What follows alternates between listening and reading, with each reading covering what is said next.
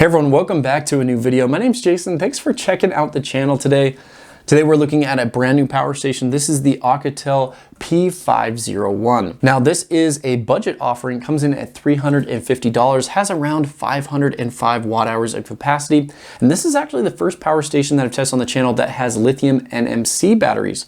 So this does not have lithium iron phosphate. So that means you'll get around 500 life cycles, maybe a little bit more, and you'll still have 80% of the capacity remaining. And we're gonna do extensive testing on this to see how it stands up. Usually the results will speak for themselves, so we'll be able to see if you'll want to buy this or not by the end of the video. And of course, I'll apply my new power station grading system to it, so we'll give it a score of 1 to 10 to see how it stacks up against the other competition that I've already tested on the channel. Hopefully you guys are excited. Let's go ahead and jump into some basic details and then we'll do some testing.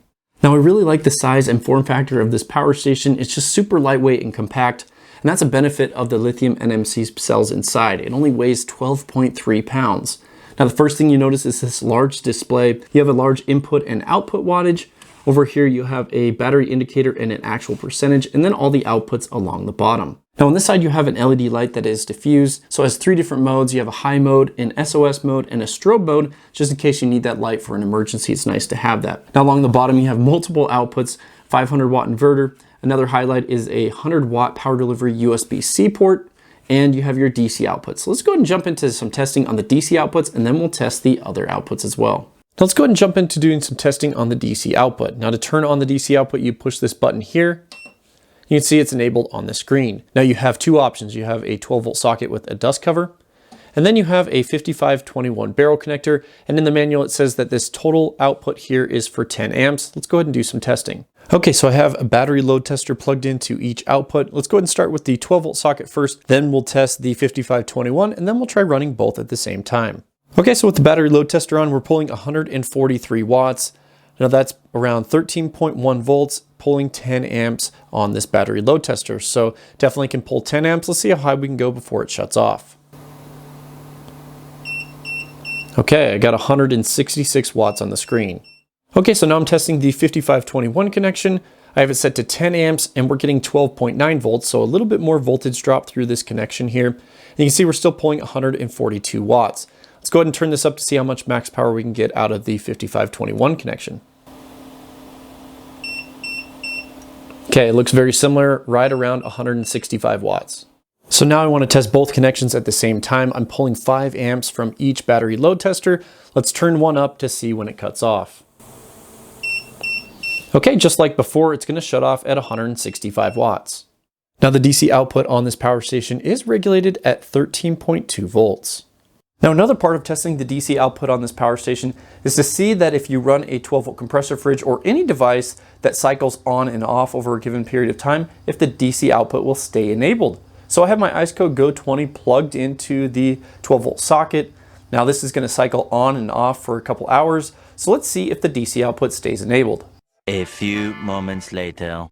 Okay, well this is surprising. After about 5 minutes, it's already shut off and the DC output is no longer powering the fridge. So the compressor turned off and within 30 seconds or so, the DC output shut off because it didn't sense any power. So let me go ahead and show you guys a way around this. Okay, so here's a workaround to keep the DC output powered on. So you have a 12 volt cigarette splitter cable, you have the fridge plugged into one side, and then you have a small load plugged into the other side to keep it running. So here's a closer look at the setup. I have a USB 12 volt socket plugged into the 12 volt splitter, and then I have this small USB fan running on medium because it has to be pulling more than 2 watts. So you can see on the screen here, we're pulling 2 to 3 watts of power consistently. Let's go ahead and let this run for a couple hours and see if it stays on. Okay guys, good news. It's been about 4 hours. We're sitting at 79% and everything's still running. So no issues if you're using the 12 volt splitter. Now, unfortunately, I will be docking a point on the grading system for this DC auto shut off setting. Now, if you remember, the Oukitel P501, the bigger brother to this power station, also had a similar issue. So using a 12 volt splitter cable like this should work, but it's annoying to have to carry it around. So Oukitel, please fix this auto shut off setting on future power stations. Okay guys, I just have to test this. So I want to see how fast this turns off. So we'll go ahead and turn on the DC output, start my timer, and we're going to see when this actually shuts off.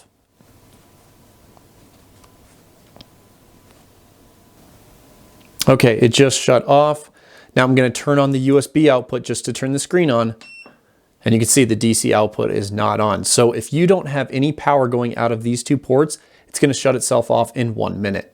Okay, so now that we've tested the DC output, let's go ahead and do a capacity test using my battery load tester. So I have it plugged into the 12-volt socket. We're going to take the battery from 100% down to 0% and see how many watt hours we can get. Let's go ahead and start the test. Many hours later. Okay guys, it's been about 4.5 hours and the power station just shut off from hitting 0%. Let's go ahead and see what we've pulled on the battery load tester. Okay, so we're showing 466.10 watt hours or 35.11 amp hours, and the test ran for 4 hours and 32 minutes. Now, if we take this and divide it by the advertised capacity of 505, this number is really good. We got 92.3% of the advertised capacity, which is one of the best ratings that I've seen out of the DC output on power stations. Now, let's go ahead and do a quick recap of what we learned during the DC testing. Now, we learned that the output is regulated at 13.2 volts, and we're able to pull a total of 166 watts, which is pretty decent for this small power station. We actually got great DC capacity at 466 watt hours, and we also learned that the DC output does shut off after 1 minute if there's no load on the DC output, so make sure that you have a constant load to keep that output enabled. Now let's briefly talk about the USB ports on this power station. Now to turn them on, you push this button here. And then you have quite a few options for USB output on such a small power station, starting with a USB-C 100 watt power delivery port. Now we'll be testing to see if this is bidirectional or not. You have a quick charge 3.0, and then you have 4 standard USB ports down here that support 2.4 amps each. Now the first thing I wanted to test is make sure we can get 100 watts out of that port. So I plugged into my GoLabs R500. You can see we're charging at 101 watts, so it is working as advertised.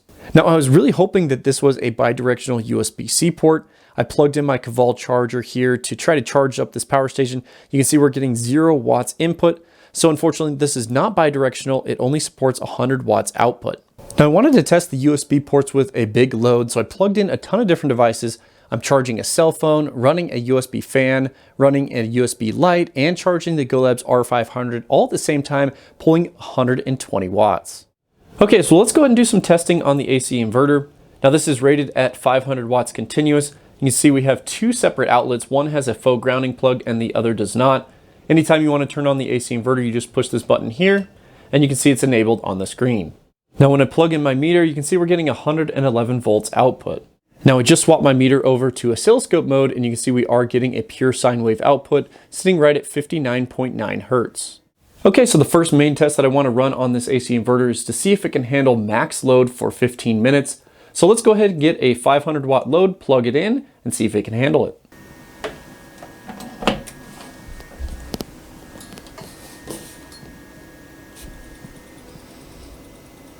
Okay guys, we're coming up on the 5-minute mark. We just hit 5 minutes. You can see the battery's at 85%. It's dropping a little bit faster than I usually see with these tests, but we are pulling 480 watts and it is putting out a pure sine wave. So let's go ahead and let this run. I'll check in at the 10-minute mark.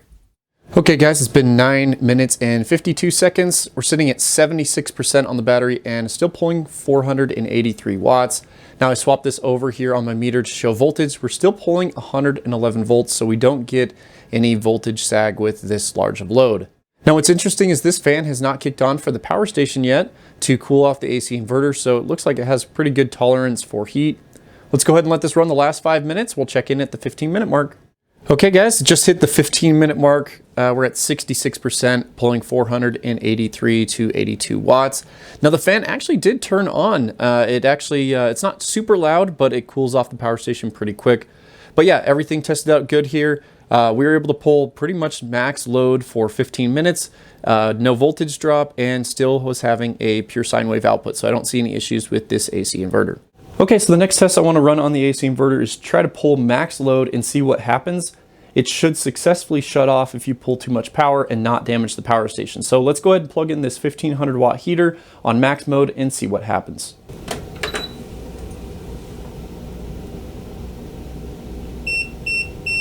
Okay, as expected, it was not able to run that load and it did shut off properly, so that's a good sign. Okay, so there's one last test that I want to run on the AC inverter. Let's go ahead and charge this up to 100% and then we'll do an AC capacity test. So I have a 110 watt load on the battery, which is right around a 0.2C discharge rate. we're pulling it right through this watt meter, so it'll track all the power that's going out of the power station. So we'll take it from 100% down to 0% and see what we get. A little longer than a few minutes later. Okay guys, the test just ended. You can see the battery sitting at 0%. I need to briefly charge this up so we can turn on the AC inverter, and then we'll see how many watt hours we got on the test. Okay, we charged up to 14%, turned on the AC inverter. Look at this guys, 430 watt hours. Now remember, this has an advertised capacity of 505. So if we divide 430 by 505, that's actually 85.1% of the advertised capacity, which is exactly what we're looking for. So this power station did really well on this test. Okay, so let's go ahead and talk about charging up this power station. Now in the box, there's only one way to charge it up, and that's the included AC to DC wall charger. So let's go ahead and plug it in and see how much power input we can get. Okay, so with the wall charger plugged in, we're getting 122 watts charging, which means this will charge in a little bit over 4 hours. Now, when I looked in the owner's manual, it does show that there are some other options for charging adapters, but they're not included in the box. I looked online, both on Amazon and on their website, and I could not find the car charger or a solar panel adapter. So let me show you why that's a problem. Now this power station comes with a weird charging connection. This seems to be a 6.5 millimeter charging connector. I reached out to Oukitel support and they could not tell me the size of this charger. So unfortunately, I can't tell you exactly what this is. I do have one adapter that is the same size as this, and let me go ahead and show you what that is. Now this adapter set came from my Rockpal solar panel. I believe it was the RP082, and it's actually the adapter with a B on it. So we'll go ahead and grab this one off and then set those aside. So what you have to do is, if you want to charge with a car charging cable or with a MC4 charging cable for solar panels, both of these are 5521. So you put the adapter on and then you plug it into the power station. So that's how you're gonna have to do this. You're gonna have to pick up your own charging adapters and have this adapter available to plug it into the power station to charge it up. So let's see what we get with 12 volt charging and with solar panel charging. Okay, so charging off a 12 volt source like a battery or your vehicle 12 volt socket, you should see around 61 to 62 watts input, which should take a little bit over 8 hours to charge up this power station. Okay, so now I want to do some solar testing on this power station. Now I have a couple of rigid panels that are always outside. Let me go ahead and set those up for this power station and plug them in. Okay guys, for the solar testing on this power station, I'm going to be connecting it to 2 of these 180 watt panels in parallel. The conditions aren't perfect, so I'm going to try over paneling it and see what we get. Okay, so this is what my parallel connection looks like. You basically take both positives, connect them together, both negatives, connect them together, and then take it into the power station. Okay, so with both those solar panels connected in parallel, you can see we're getting 104 watts input charging on the power station. Now, I'd expect a little bit higher input because under cloudy conditions, it lowers the voltage a little bit. So let me go ahead and plug in an adjustable power supply and set it to 22 volts to see what we can get on this power station. Okay, so I have my adjustable power supply set to 22.2 volts and I set it to 10 amps, but you can see the power station is limiting it to 4.77 amps. So it looks like the max input on this power station is going to be somewhere around 110 watts. Now, if your solar panel put out a little bit higher voltage than 22 volts, then you would see a little bit more power here. And if you're getting around 18 volts, you'd see a little bit less. So this is just a good estimation of what you'd expect on solar panels. Now, I wanted to max out the charging on this power station, so I turned my adjustable power supply up to 28.7 volts. And you can see it's actually allowing a little bit more amperage at the higher voltage. So we're getting 148 watts input, which the owner's manual does state that you can get 150 watts max. So you can see if you have a high voltage input, close to 30 volts, you can actually charge this up at a higher speed. Okay, so I just wanted to make sure that this didn't support dual charging inputs. So I have the AC wall adapter plugged in, plus this USB-C charger. They're both plugged in, we're getting the same amount of input, so it definitely does not support dual charging. Now, one of the most important tests that you can run on a power station is to make sure that it supports pass-through charging. Now, pass-through charging means that you can use the power station at the same time as charging it up. So in order to test this out, I have a AC heater plugged into the AC inverter. I have a bunch of devices plugged into the USB ports, and then I have my battery load tester plugged into the DC output. So all the outputs are enabled, and it's actually charging at 124 watts from the wall adapter. So you can see that this power station does support pass-through charging. Okay guys, I know that was a ton of information testing out the charging on this power station, so let me break it down one more time. Once again, only this wall adapter comes with the power station, so anything else you want to charge it up with, whether it be solar or DC, you're gonna have to purchase those adapters. and you will have to get an adapter that goes to this weird 6.5 input jack. Okay, so let me recap the charging methods really quick and the maximum inputs we saw and how long it'll take. So the slowest way to charge it was the DC 12 volt charging. So in your car or off another battery, we saw a total of 62 watts. That would take 8.1 hours to completely charge up. The next fastest way was via solar panels. We saw a max of 110 watts. Now this depends on the voltage of your solar panel, but it should take around 4.5 hours to fully charge it up. Now the next fastest way was the AC wall adapter. That's 122 watts. That'll take about 4.13 hours. So it's a little bit slower than what I'd like. I usually like to see these charge in under 4 hours. And the fastest way to charge this up is if you have 150 watt input using a 28 volt power supply, and that would charge up in 3.3 hours. Okay guys, there you have it, all the testing on the power station. Now I'm gonna go ahead and start with the things that kind of bugged me, and then we'll talk about all the good things with the power station. There's only a few things that bugged me on this. One of them is really bad though. The DC output. Let's talk about that first. The DC output shutting off after 1 minute. What kind of joke is that? Seriously, this is the only power station that I've had that turns the DC output off after 1 minute. Now I use these power stations camping, and I lend these out to people to go camping and to use 12 volt compressor fridges. It's amazing to be able to go camping and not have to take any ice with you. So the 12 volt compressor fridges, it's a good thing. And this power station is not going to run one. Kind of really bugs me. I also saw the same thing on the Oukitel P501. The DC output shut off after 4 hours. Now, it's kind of surprising. This is only 1 minute. 4 hours is at least acceptable for some stuff. In my opinion, the DC output should never shut off. It's not like using a ton of background power like the AC inverter is.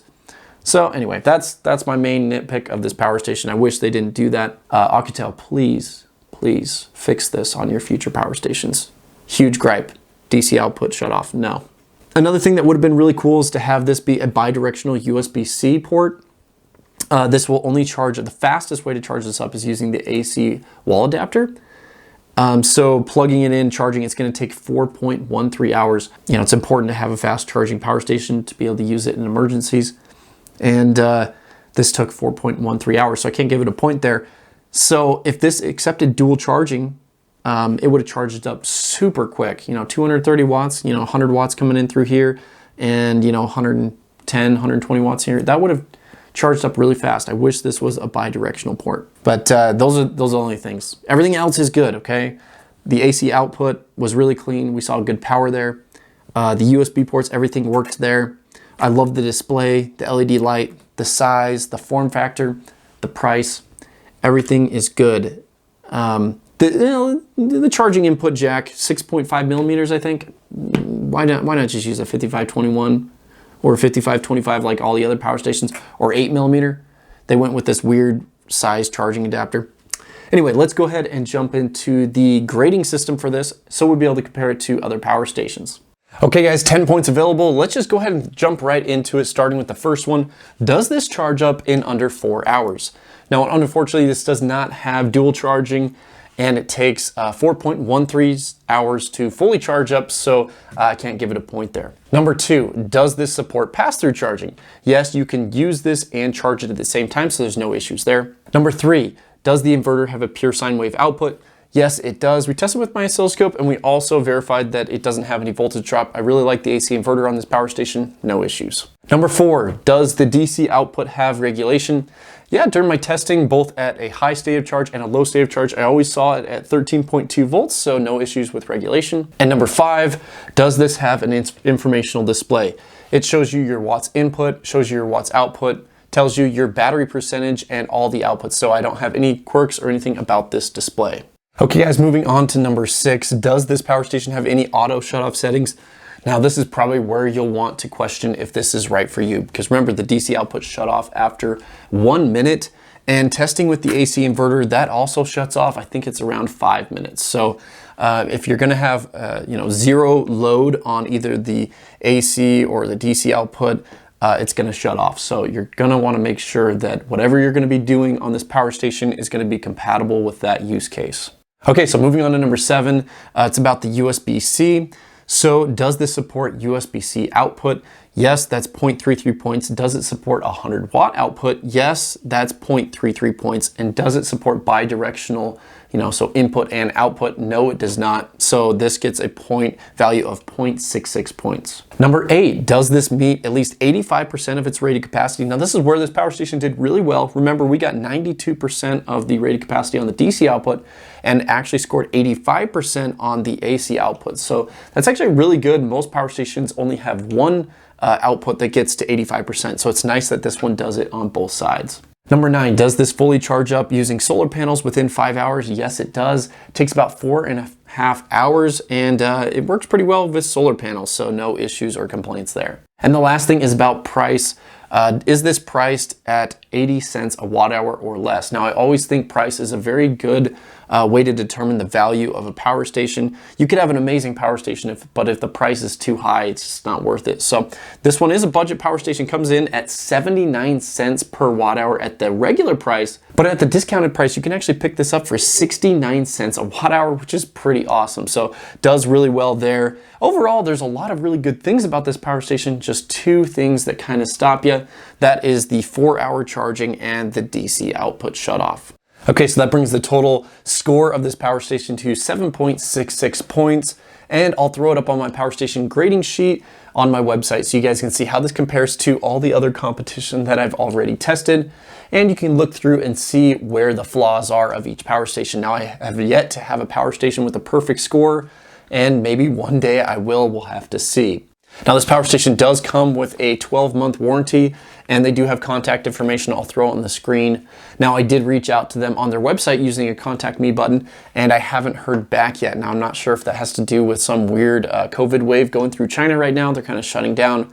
So hopefully, I'd hear back from them about that. So if I ever have this in a future video, I'll update you guys on the customer service or, response from them. But this is available on Amazon, so you always have the ability to go through Amazon's return process or refund process if you have issues. So it's good to have that backed up through Amazon.